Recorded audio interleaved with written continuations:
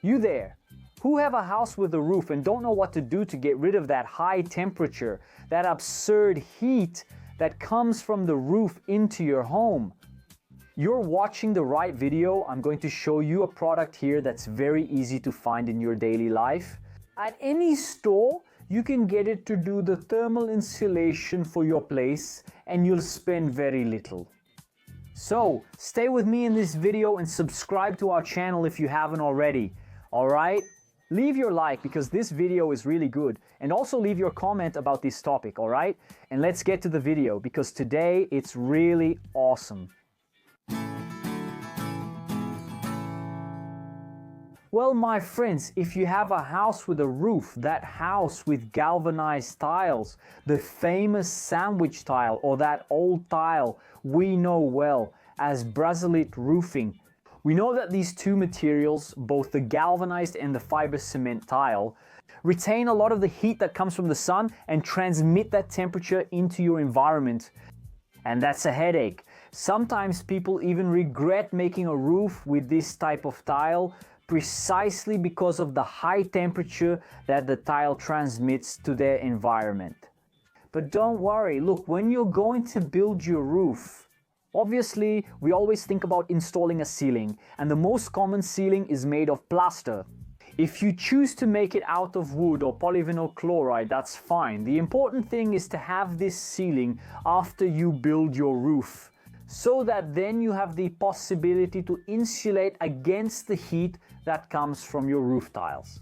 And when I say I'm going to show you a really good, very efficient product to break that heat coming from your roof tiles and very cheap, do you know what I'm talking about? I'm talking about this right here, folks, Styrofoam. That's right. Styrofoam is very efficient at eliminating, at breaking that heat that comes from your roof.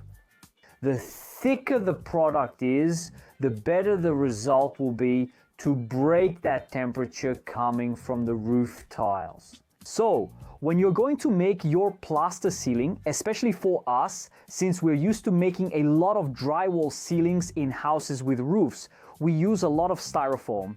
I have several videos here on our channel showing us making these drywall ceilings and using Styrofoam for insulation. For thermal insulation here, okay?